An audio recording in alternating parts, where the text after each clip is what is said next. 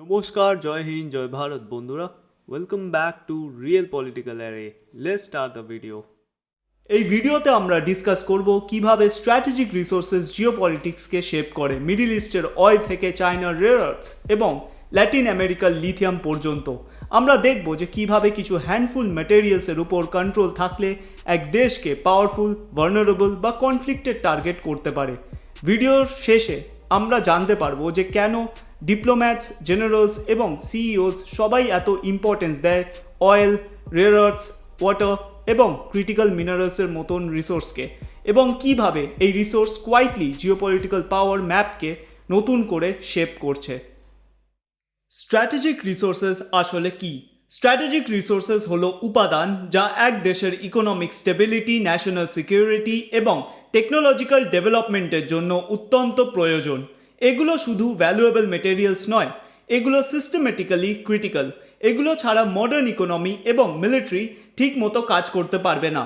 উদাহরণ হিসেবে energy resources যেমন অয়েল এবং ন্যাচারাল গ্যাস, ক্রিটিক্যাল মিনারেলস যেমন লিথিয়াম, কোবাল্ট, নিকেল, কপার এবং রেয়ার আর্থ এলিমেন্টস, ওয়াটার এবং ফার্টাইল ল্যান্ড যেখানে স্কারসিটি আছে, হাইটেক ইনপুটস যেমন গ্যালিয়াম বা গ্রাফাইট যা সেমিকন্ডাক্টরস এবং ব্যাটারিজের জন্য দরকার।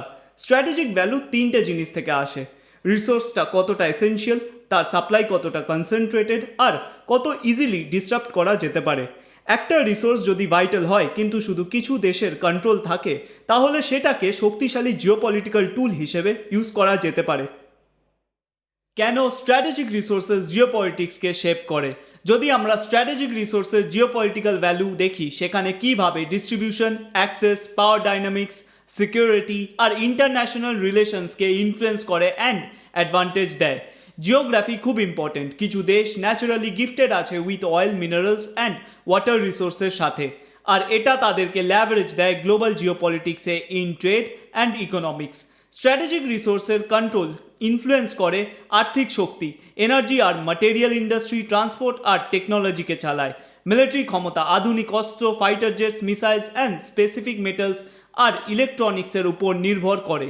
রাজনৈতিক ইনফ্লুয়েন্স, যে দেশগুলোর কাছে সার্টেন রিসোর্সের অ্যাডভান্টেজ আছে, তারা এক্সপোর্ট বা ট্রানজিট রুটকে প্রেশার বা পারসুয়েশনের টুল হিসেবে ইউজ করতে পারে। ইতিহাস এটা স্পষ্ট করে দেয়।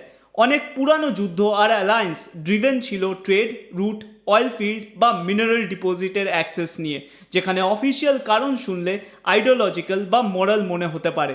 আজকেও এই লজিক চলছে পাইপলাইন্স, শিপিং চোক পয়েন্টস যেমন strait of Hormuz, Malacca strait আর ক্রিটিক্যাল মিনারেলসের সাপ্লাই চেনের মাধ্যমে। Classical case oil and gas. Oil ও গ্যাস হলো সবচেয়ে পরিচিত স্ট্র্যাটেজিক রিসোর্স। এগুলো ট্রান্সপোর্ট ইন্ডাস্ট্রি ও ইলেকট্রিসিটিকে শক্তি দেয় এবং এখনও গ্লোবাল ইকোনমির অনেকটা বেস তৈরি করে, কারণ রিজার্ভগুলো সমানভাবে ডিস্ট্রিবিউটেড নয়। এনার্জি ইম্পোর্টার ও এক্সপোর্টাররা জোরালো কমপ্লেক্স সম্পর্কে যুক্ত থাকে। কি এফেক্টস? এনার্জি এক্সপোর্টারদের জিওপলিটিক্যাল ওয়েট অ্যান্ড ইম্পর্টেন্স আছে। বড় অয়েল অ্যান্ড গ্যাস প্রডিউসাররা যেমন ওপেক মতো অর্গানাইজেশনের মাধ্যমে অনেক দিন ধরে গ্লোবাল পলিটিক্স ও প্রাইসকে প্রভাবিত করে আসছে। ট্রানজিট রুটগুলো স্ট্র্যাটেজিক হটস্পট হয়। পাইপলাইন, সি লেন ও চোক পয়েন্টগুলো টেনশন বা ডিপেন্ডেন্স তৈরি করতে পারে। এনার্জি ইম্পোর্টাররা ডাইভার্সিফিকেশন, স্ট্র্যাটেজিক রিজার্ভ ও পলিটিক্যাল টাই খোঁজে, যাতে সাপ্লাই শকের ভার্নাবিলিটি কমানো যায়। যখন একজন বড় সাপ্লায়ার এক্সপোর্ট বন্ধ করে দেয় বা কোনো কনফ্লিক্ট ইনফ্রাস্ট্রাকচারকে থ্রেট করে, তখন প্রাইস বাড়ে এবং ইম্পোর্টিং ইকোনমি বড়ভাবে ক্ষতি অনুভব করে। এই ভার্নাবিলিটি এক কারণ যে অনেক স্টেট এখন রিনিউয়েবল এনার্জির দিকে শিফট করতে চাইছে for an alternative source of energy. New front line, critical minerals and rare earths. যখন বিশ্ব ইলেকট্রিফাই আর ডিজিটাইজ হচ্ছে, এক নতুন গ্রুপ অফ স্ট্র্যাটেজিক রিসোর্স সামনে এসছে, ক্রিটিক্যাল মিনারেলস। এর মধ্যে আছে lithium, cobalt, nickel, graphite, manganese, copper আর রেয়ার আর্থ এলিমেন্টস, যা battery, wind turbine, electric vehicle, electronics আর অ্যাডভান্স ডিফেন্স সিস্টেমে ব্যবহার হয়। ক্রিটিক্যাল মিনারেলস হলো সেই ম্যাটেরিয়াল যা ছাড়া ইকোনমি চলতে পারবে না, কিন্তু যার সাপ্লাই সিগনিফিক্যান্ট রিস্কে আছে। এই রিস্ক আসছে concentrated mining, limited refining capacity, political instability বা এনভায়রনমেন্টাল লিমিট থেকে। আজকের এক সেন্ট্রাল জিওপলিটিক্যাল ফ্যাক্ট হলো চায়নার ডমিনেন্ট পজিশন এই ম্যাটেরিয়াল প্রসেসিংয়ে। এস্টিমেট বলে China global rare earth mine to metal রিফাইনিংয়ের 85-90% আর রেয়ার আর্থ ম্যাগনেট ম্যানুফ্যাকচারিংয়ের 90%-এরও বেশি কন্ট্রোল করে। এটা রিফাইন করে কি ব্যাটারি মিনারেলসের কোবাল্ট, নিকেল, লিথিয়াম 2 থেকে 3 মধ্যে 1 আর প্রডিউস করে মেজরিটি ইভি ব্যাটারি। এই ল্যাভারেজ বেজিংকে কোর ইনপুটের উপর পাওয়ার দেয় গ্রিন টেকনোলজি, ইলেকট্রনিক্স আর ডিফেন্স অ্যাপ্লিকেশনের জন্য। তাই ইউনাইটেড স্টেটস, ইউরোপ আর allies Canada, Australia diversification pursue করছে। কানাডা আর অস্ট্রেলিয়াকে ওয়েস্টার্ন স্ট্র্যাটেজিতে ইন্টিগ্রেট করা হচ্ছে কারণ এই দেশগুলোর কাছে সিগনিফিক্যান্ট মিনারেল ডিপোজিট আছে আর পলিটিক্যালি রিলায়েবল সাপ্লায়ার হিসেবে দেখা হচ্ছে। ল্যাটিন আমেরিকা আর আফ্রিকার অনেক রিজন যা লিথিয়াম, কোবাল্ট আর অন্যান্য মিনারেলে রিচ এক নতুন রিসোর্স রাশের সেন্টার হয়ে গেছে। বড় বড় পাওয়ার এখানে কম্পিট করছে অ্যাক্সেস, ইনভেস্টমেন্ট আর লং টার্ম কন্ট্রাক্টের জন্য। এই কম্পিটিশন ডেভেলপমেন্টের অপরচুনিটি এনে দিতে পারে, কিন্তু সাথে ডিপেন্ডেন্সি, এনভায়রনমেন্টাল ড্যামেজ আর আবার রিসোর্স কার্সের রিস্কও আছে। জল, জমি ও regional tensions. Strategic resource fuel আর মেটালেই লিমিটেড না, ওয়াটার আর ফার্টাইল ল্যান্ডও অনেক রিজনে ইনক্রিজিংলি স্ট্র্যাটেজিক হয়ে গেছে।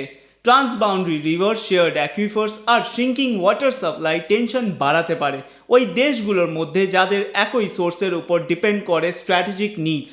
ক্লাইমেট চেঞ্জ যখন ড্রাউট আর ফ্লাড ইন্টেন্সিফাই করে তখন রিলায়েবল ওয়াটার ইনফ্রাস্ট্রাকচার আর প্রোডাক্টিভ ল্যান্ডের উপর কন্ট্রোল আরও পলিটিক্যালি সেন্সিটিভ হয়ে ওঠে।